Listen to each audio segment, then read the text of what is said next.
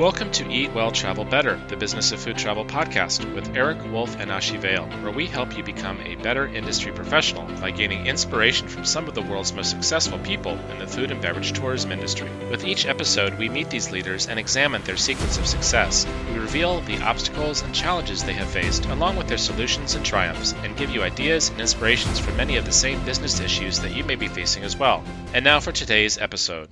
Welcome. I'm Eric Wolf, and I'll be your host today for episode 40 of Eat Well, Travel Better, the Business of Food Travel podcast. And joining me today is co-host Ashi Vale. Today we'll be speaking with Yorm Ackuaku. Born and raised in Ghana, Yorm moved to the U.S. for college when she was only 19 years old. After college, she worked primarily in the corporate world, including positions in accounting, finance, business, and consulting. Yorm was pulled into the food world from her experiences living abroad when she realized the limited representation of African foods in major cities and in food media. This discovery inspired Yorm to found Essence 13, a food media platform that amplifies the work of African chefs and food entrepreneurs around the world. Yorm also hosts her own podcast about African-inspired cuisines called Item 13. Welcome, Yorm. Hi, welcome. Thank you for having me on, Eric, Ashi. Hi, Yorm. We are so excited to speak with you. You're the first Ghanaian we've interviewed Oh, and would love great. to hear your story. Yeah. Can you tell us a little bit about where you grew up and how that has influenced what you do now?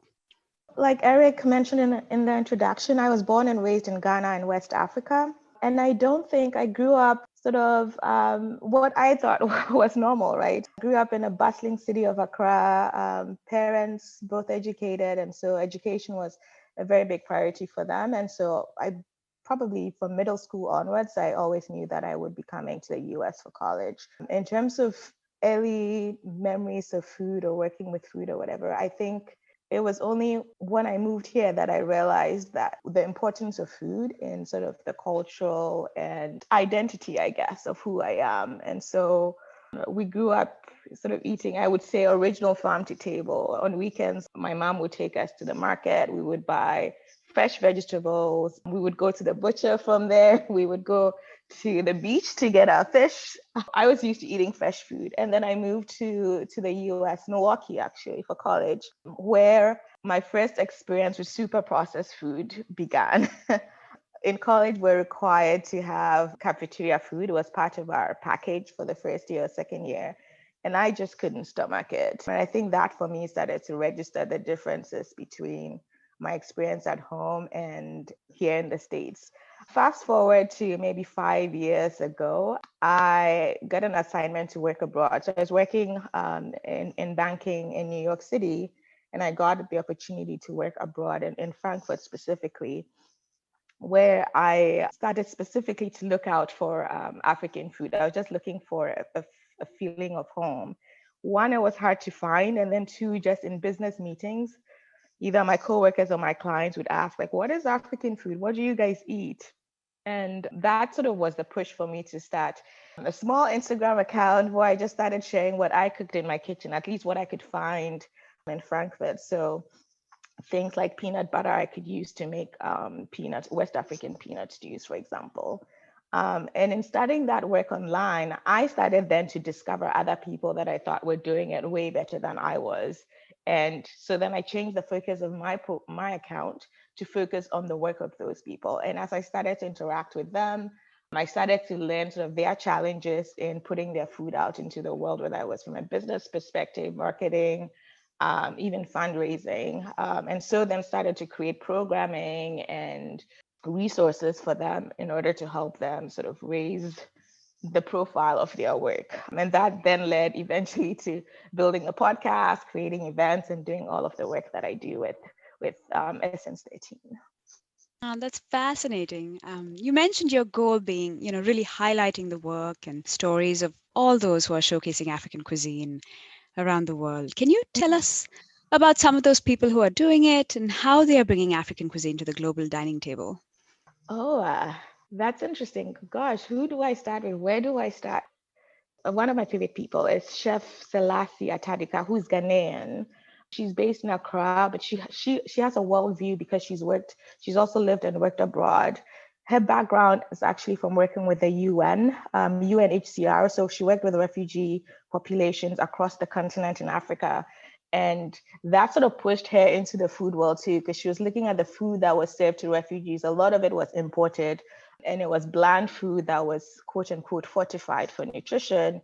And that was surprising to her and also disappointing because of all the rich, nutrients dense foods that we have on the continent. And so she left the UN, went to the CIA.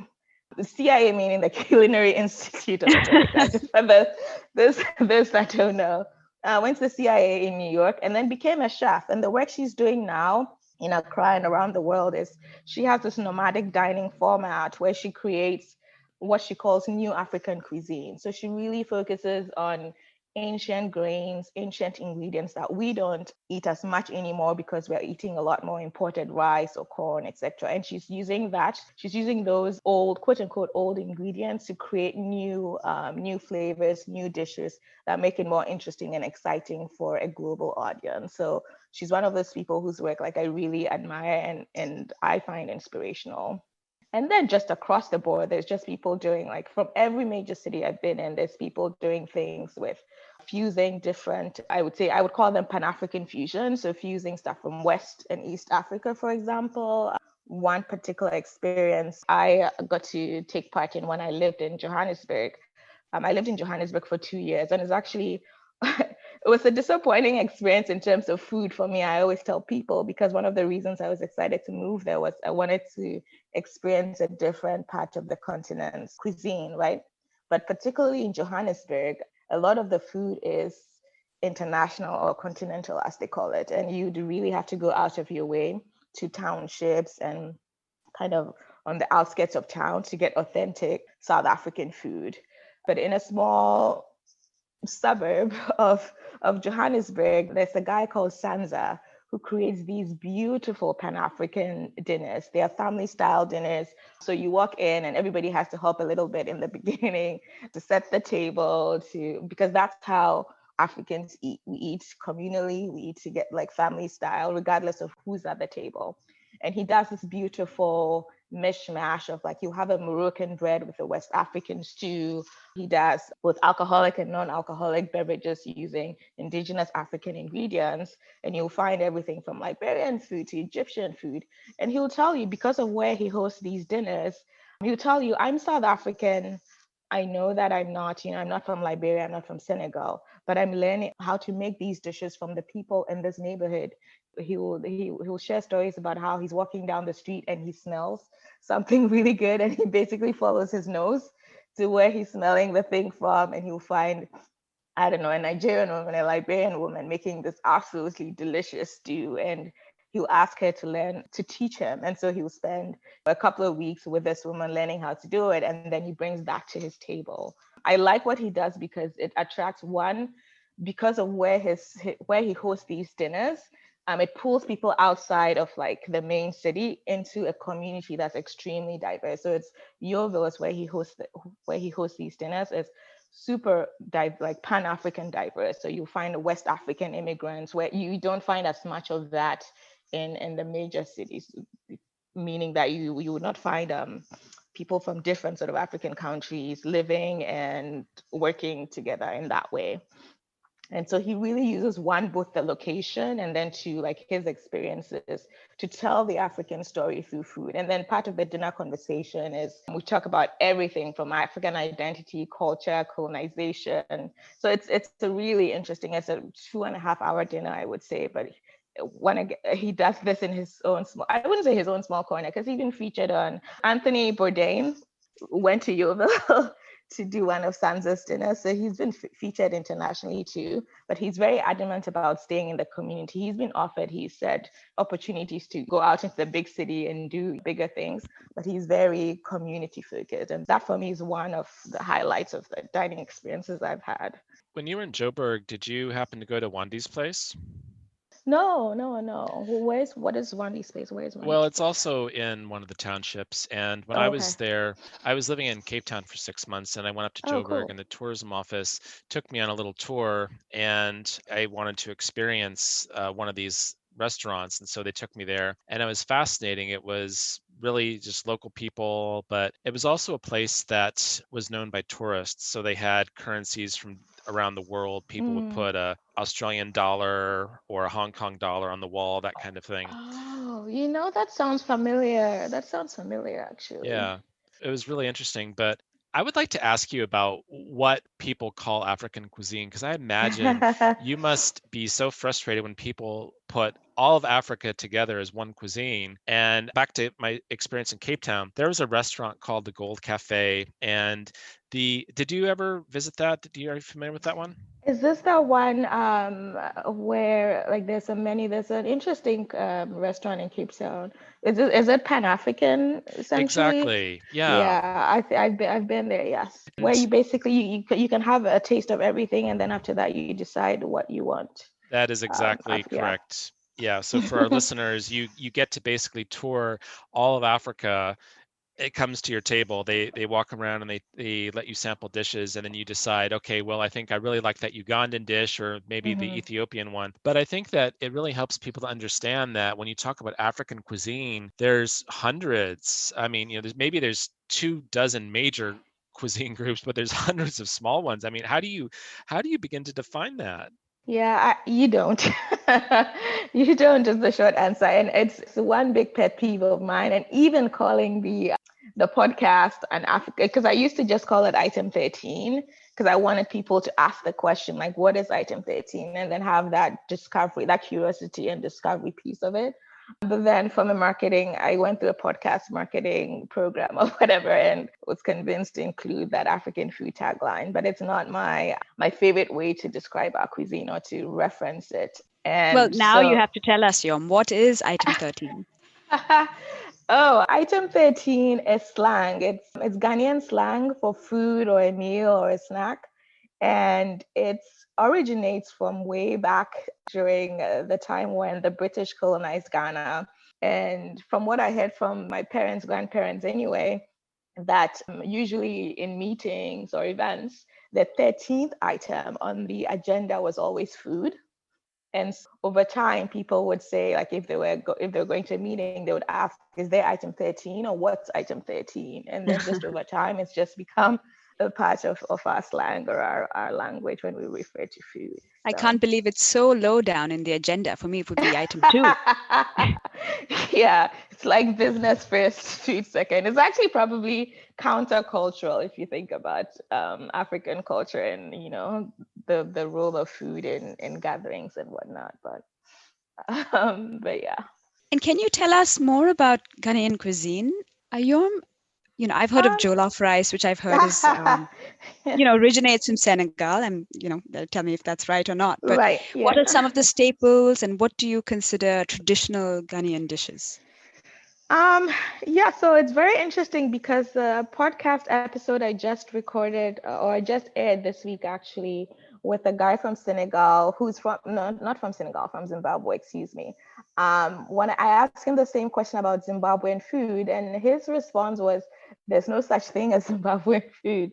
And and that made me stop and think about, because one, our countries were arbitrarily carved by the Europeans when they came. And so a lot of the food you'll find in Ghana, you'll find sort of across West Africa, depending on how you look at it. And so now I'm trying to call it tribal foods. And so as you think about Ghana and how it's divided in terms of tribal groups or which parts of the countries, like in the South, because we're along the Atlantic Ocean, I believe, there's a lot of seafood. So we eat a lot of fish, shrimp, and it's a lot of it because we don't have, or we grew up with sort of traditional preservation methods. So you find a lot of smoked fish, salted fish, and that's used to create, even fermented fish, that's used to create stews, a lot of tomato-based stews that can be spicy depending on who's having it. We also do a lot of tomato-based soups as well, a lot of green leafy vegetables that are used in a variety of different ways. And then staples in terms of carbs, we do cassava, we do plantain quite a bit, which some people call banana, which I always try to correct people. Bananas are not plantains. Plantains are like larger, they're starchier, and then you can use them from the time they're green to super ripe in a variety of different ways. We also do with corn and fermented corn, we do a lot of different types of what people would call dumplings, I guess, and then pair that with a peanut-based soup or stew. In terms of game meat, we do goat meat quite a bit, and then just regular beef, chicken. And then if you go to certain parts of, now we move up to the middle of the country, certain parts of the middle of the country, you find a lot of game, what they call bush meat, which or grass cutter, which are essentially huge rodents that I'm not a fan of, because when you see it, you can tell that it's a rodent, but they are smoked and stretched out on like sticks and sold as a delicacy, like a street food. And then as you move up north, where it's a drier climate, you'll find more grains. A lot of the food they eat is heartier just because of the nature of where they're at. And so one of the proteins there is guinea fowl, which is it's poultry. It's a very, I guess it doesn't taste like chicken. It's stringier, it's tougher, just by virtue of where it's grown and how it's eaten and prepared. So it's a variety of different things, but underlying all of that, I think for me is flavor. So the spices and the flavors. Tomato base is big. Peanut flavors are big, and then just this plantain and cassava you'll find consistently through a lot of our foods in terms of starches. It sounds like depending on the region, the cuisine varies, some or quite a bit. I'm always curious to hear about breakfast in different parts of the world. So, what would you typically eat for breakfast in Accra? In Accra, so that's also a very interesting question because I think the British influence has been significant in that way. So a lot of people will have tea actually. We'll have tea with bread and eggs. Or if you on street food, a lot of people have, just because of how crazy traffic gets in the city at least, you find people getting on the roadside like, but we have our local bread. So we have a super sweet bread that's called called sugar bread, and then tea breads, which are more like I would akin to a French baguette, where then people would do fried eggs with all sorts of different vegetables and whatnot. But more traditionally, sort of how I grew up and how probably Chef Selassie grew up, we would have a lot of porridges. So porridges made from grain. So we would have corn porridges that we call cocoa. And then up north, they use millet and spices to make, for me, it's my favorite Ghanaian breakfast. It's a spicy porridge known as, well, they call it Hausa cocoa. And it's essentially, when you look at it, it's like a pale brown coloring, but then you can throw in nuts. I usually like it with either ground nuts or cashew nuts. You add a little bit of milk and sugar, and it's just an explosion of flavor in your mouth. It's healthy. It's super healthy for you because it's made like straight from fresh millet that's ground and then cooked in a lot of water and spices, boiled up for, I would say, 30 minutes or so, and then served with all the different sides. That's my favorite. And then you have rice porridges, wheat porridges also, like fresh wheat porridges also. That I remember growing up as being like super traditional. So mostly porridge type, like grain-based porridges, I would say would be more traditional. But then a lot of people, as we've, I don't want to, evolved is the wrong word, but as we've developed, I guess, and just with the pace of life now, you'll find a lot more. You'll find coffee shops, and so people are into coffee now. And then one thing I discovered during the podcast too was that Ghana produces coffee, which was news to me. So there's a lot of coffee being Ghanaian-based coffee companies that are, processing, grinding their own beans. And so now when I go home, I make sure to look for made in Ghana coffee beans to bring back here. It all sounds so delicious. And I think that what you've just illustrated is a perfect example of what people don't know about African cuisines. I mean, people maybe have heard of Marcus Samuelsson, but he's Mm-hmm. Ethiopian and Swedish, Right. you know. Yeah. And then there's Pierre Thiam from Senegal, who's Mm-hmm. also relatively well known. But what you just described sounds lovely. Maybe not the sweetbread, though. I might not do that. But let's talk a little bit now about your professional journey. And now that we understand a little bit more about Ghana and the geography and some of the food, which sounds wonderful, how did you learn some of the things that you've learned in life? Because I see that you have a partnership with the Heritage Radio Network. Mm-hmm. You've worked with entrepreneurs and helped them in a kind of consulting type capacity. So how did this journey develop for you? Because obviously you went to school in the United States, and then you worked in the corporate arena, but Yeah. then you went off on your own and you started to learn things. And how did it all come together for you? That is so interesting. And when people ask me that, one of my friends told me, like, you need to keep a journal like every day, because then you can tell your story a little bit better. Because for me, it seemed like it came naturally to me. So, like I said, when in Frankfurt, when I discovered, so I created that Instagram account, I started getting in touch with entrepreneurs. And then one of the first things I taught was, well, I guess in the background, I don't think I mentioned, I also have a degree in IT. One of the first experiences that I created back home in Ghana, for Essence 13 in general, but this happened back home in Ghana, was a food hackathon. And this was just one based on my experience, in tech, my own experience in tech, and then trying to, or being immersed in the technology space in Ghana and seeing a lot of the interesting things that people were doing. And I was disappointed that a lot of what people were doing in the tech space was focused on creating like the next app, to be able to raise funds and then exit and make, $1 million for whatever. When I thought there were tangible problems that they could be solving using their skill set. And so that sort of was the brainchild for creating what is now the first food hackathon on the continent. And so the idea was to bring people with technical skills together with those in the food space to come together, spend a weekend, basically a traditional hackathon, come together, spend a weekend trying to figure out how do we actually, this ties into to food and travel, like how do we use our food economy, I guess, to improve our tourism profile in the world. Because I thought, especially based on my experience outside of Ghana, that there's just a lot in terms of our food and food culture that people don't know.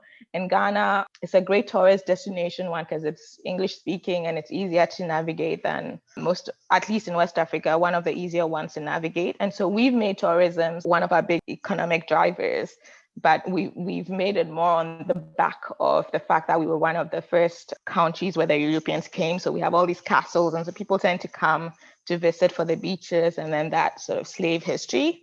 And I thought, like, there's ways, what are the ways we can use tech, this budding tech scene to help sort of push forward the food story. And so that was the first sort of interesting thing. And in terms of the skill sets, I don't, like, it's hard to say. Like, I just did what needed to be done, like, I think because I had friends in tech that had organized hackathons before, I leaned on them to help me think about how to create that weekend.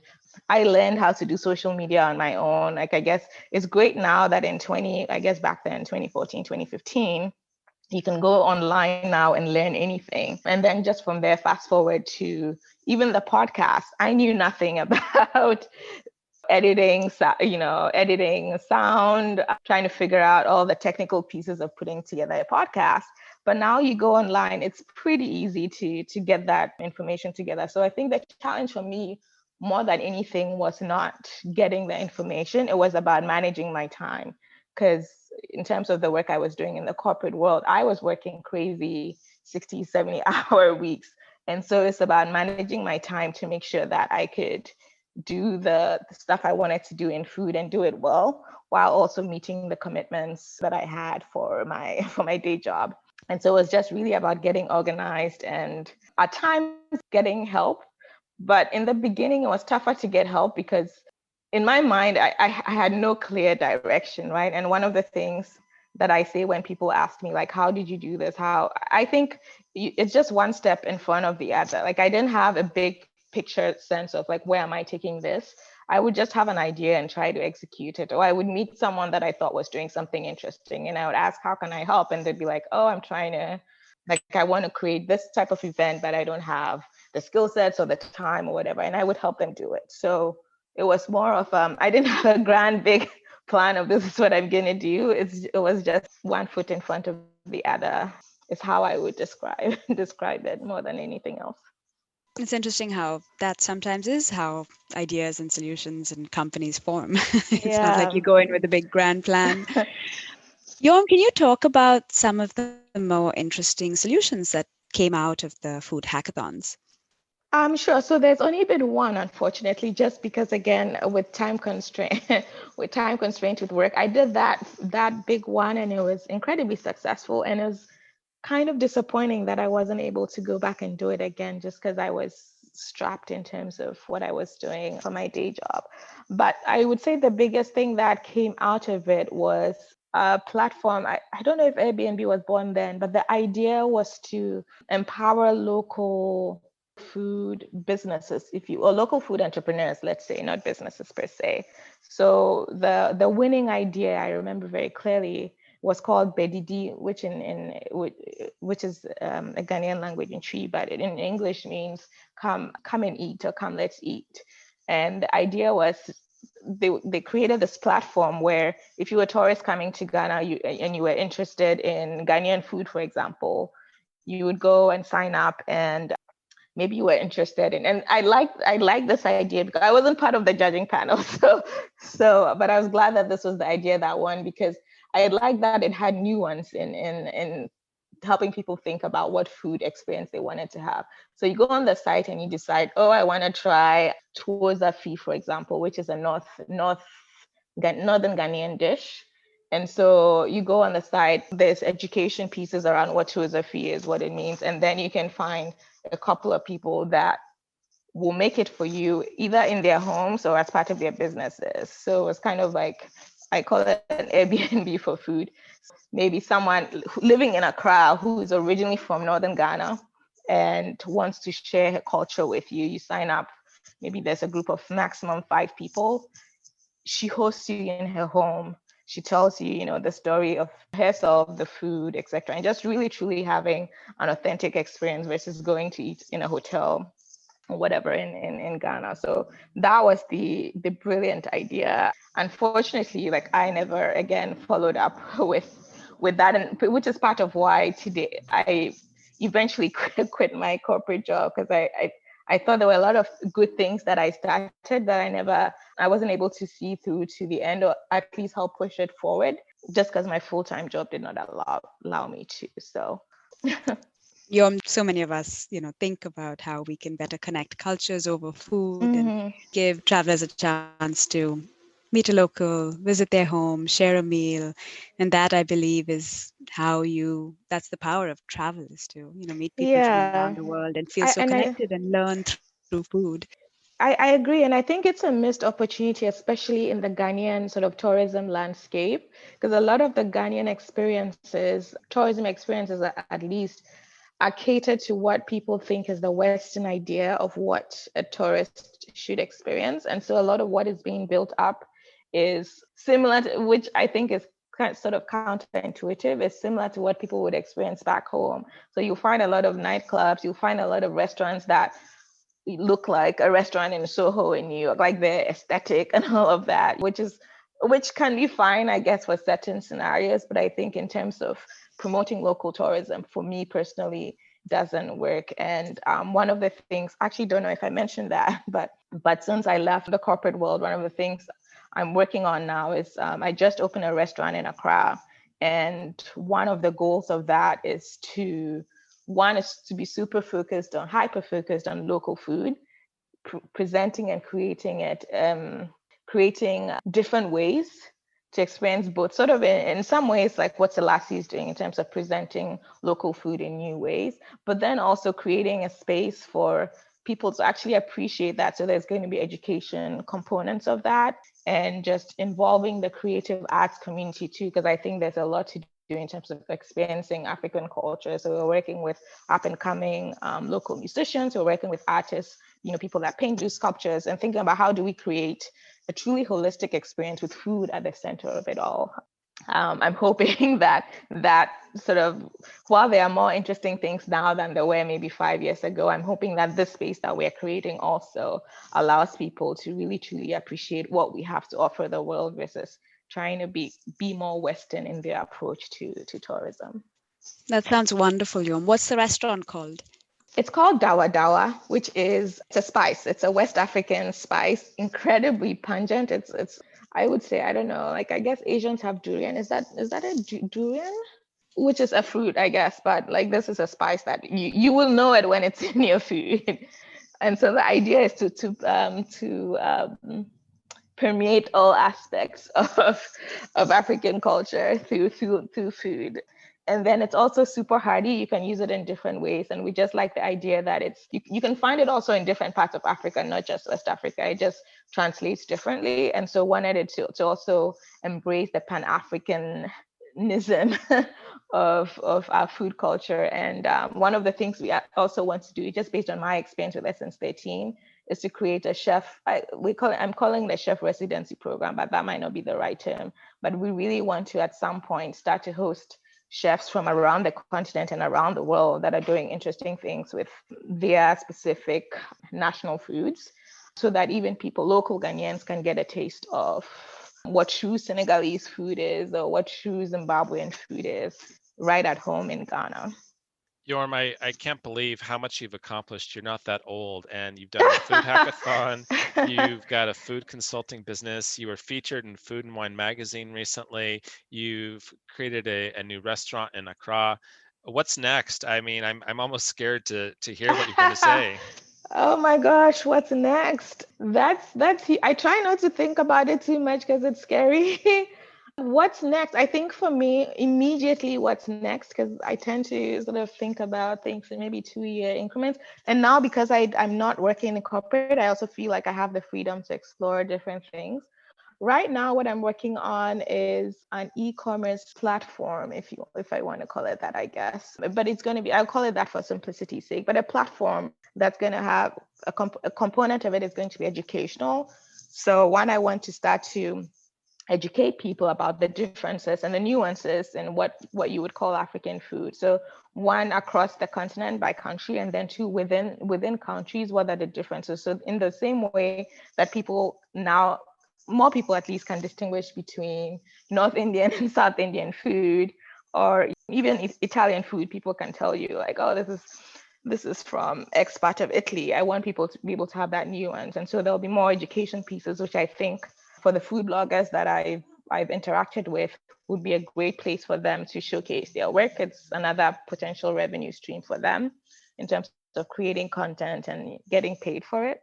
Also, then second part of that platform would be e-commerce. So again, just from all of the people I speak to, either on my podcast or in my travels, one of the big challenges as people are now creating their own sauces or spices is access to marketplaces, whether it's your local grocery stores or even trying to create a presence online.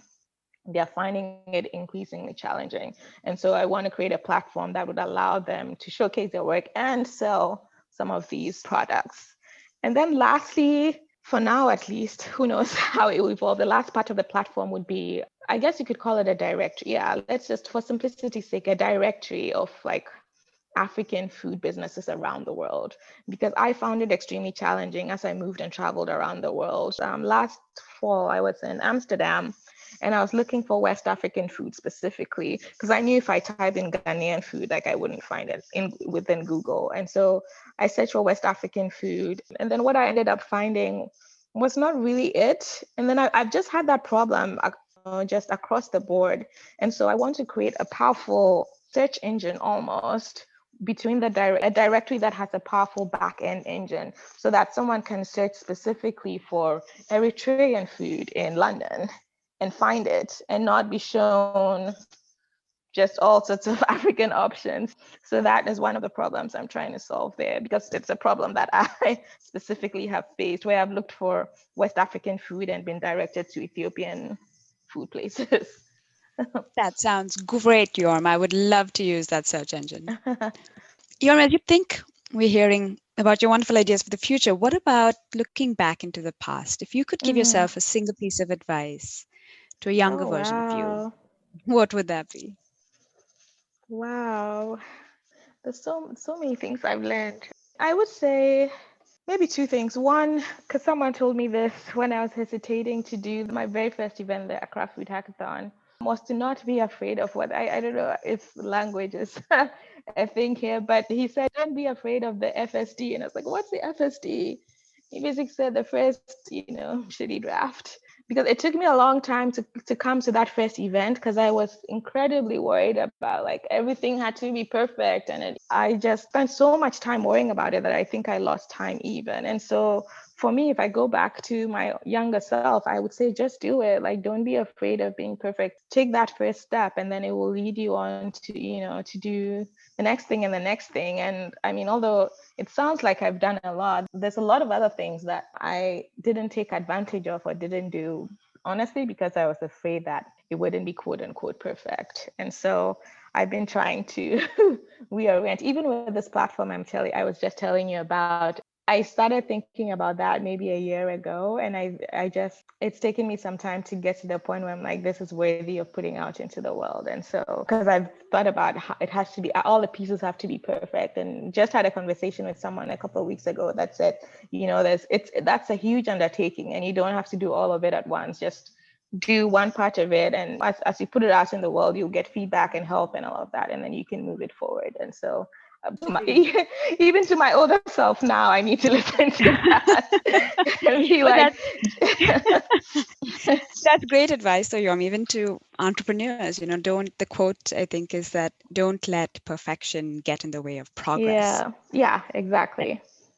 So, Yorm, I really liked your idea of delegating by collaborating. Tell us how you came to learn that.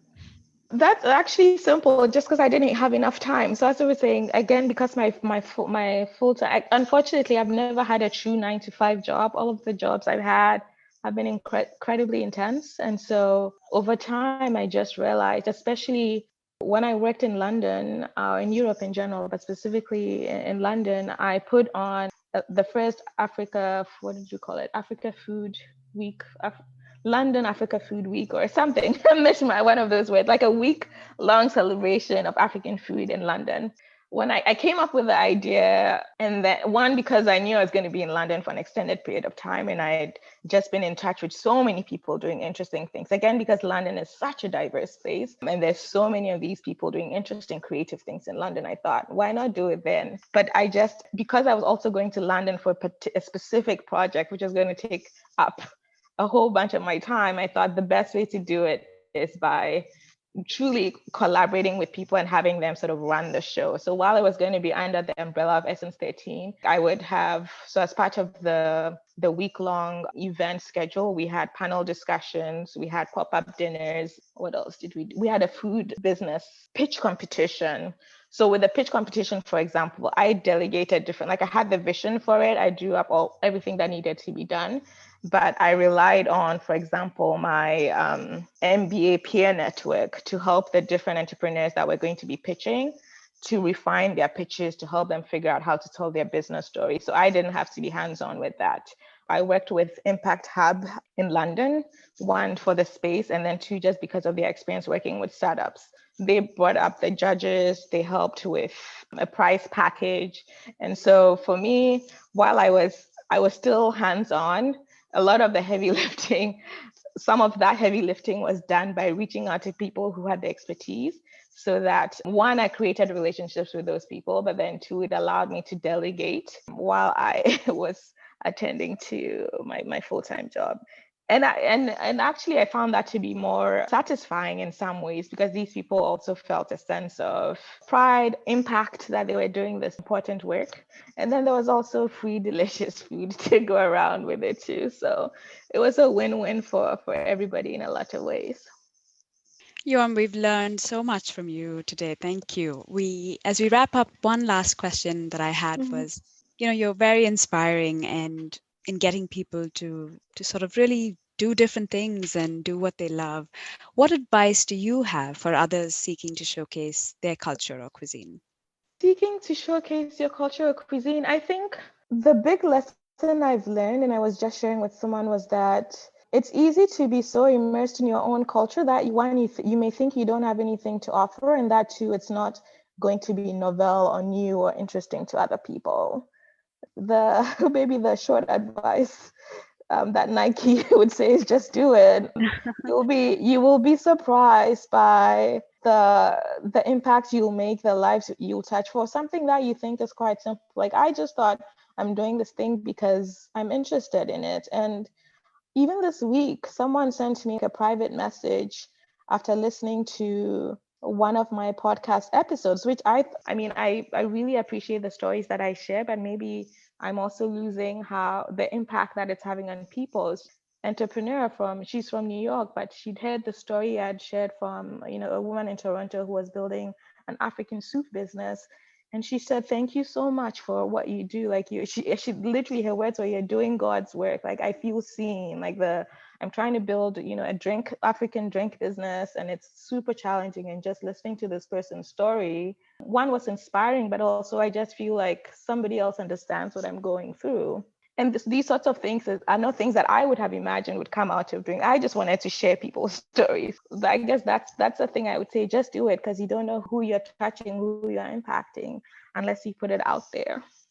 Yorm, you're such an inspiration. I really hope we get a chance to meet in person one day. And would you make me some West African peanut something or other? Yeah. Or I will direct you to someone who can make it much better. Yeah, either Okay. way. Okay. Either way, I would be happy to. All right, it's a deal. Well, Yorm, thank you again for taking the time to share your Well, knowledge and experience with us. We really appreciate it.